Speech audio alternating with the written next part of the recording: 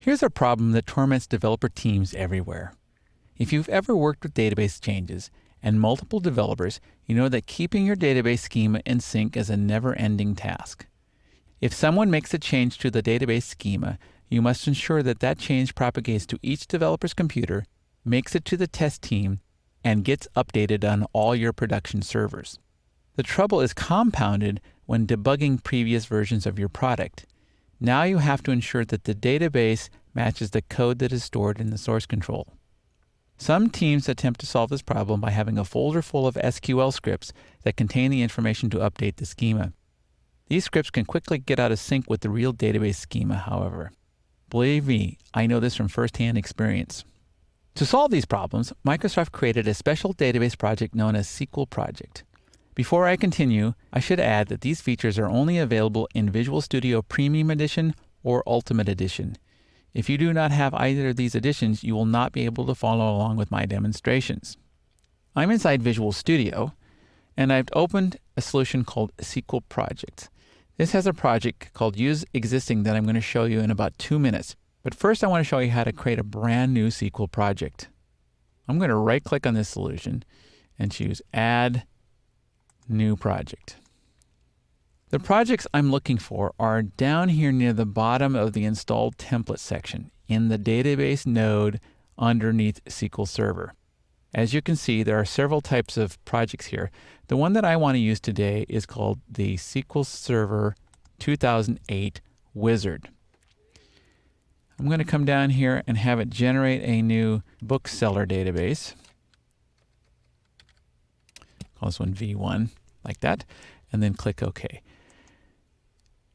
Now the wizard will launch, and I get the welcome screen, which I'm going to skip. The next type is what kind of project do I want to create? I'll create a user-defined database project, and I'm going to choose to store the script files by type of object. Then I'm going to click on Next. These are the standard settings for the SQL Server database, so I'm going to leave them as is, and then I'll click on Next. At this point, I'm creating a brand new database. So I would be responsible for creating all of the scripts for creating the tables, the stored procedures, the triggers, and everything. I bet that you already have some databases in your organization.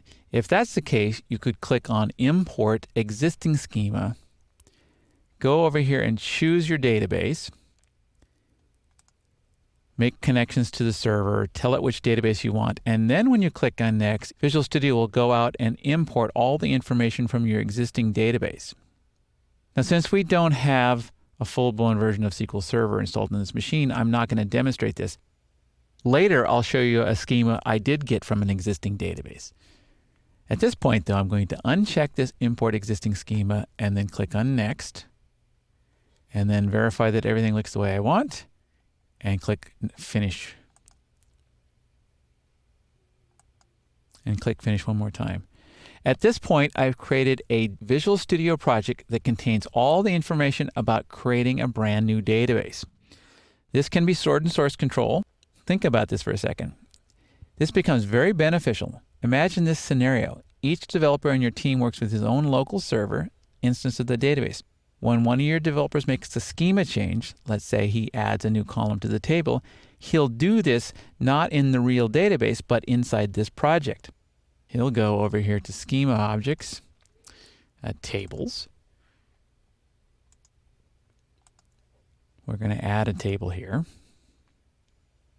called Books. So the change would be made here. You would write the SQL script here to modify the name of the column or change the name of the column. Then I can check this into source control. All the other developers can check out this item from source control, and then they can run the update database feature that's inside this project. That will update their local copy of the database with the changes. And every developer can do that. Also, your SQL Server administrators can do the same thing on your production and your test servers. Rather than walk through creating a bunch of tables and stored procedures, I'm going to show you the second project that I have here called Use Existing. I ran this against the Northwind database. So if I come down here and show you the table section here, you'll see that it contains a number of table schemas. I'll double click on this shippers.table.sql. And this shows how to create the table inside your local copy of the database. There are plenty of other interesting tools. There is a data menu up here that has something called a schema compare. What I can do with this is check two different databases. I can look at this project's schema and this use existing project schema. And when I compare the two of them, what's happening is it's looking at the differences between the tables and all the other entities in this database and showing me what's missing.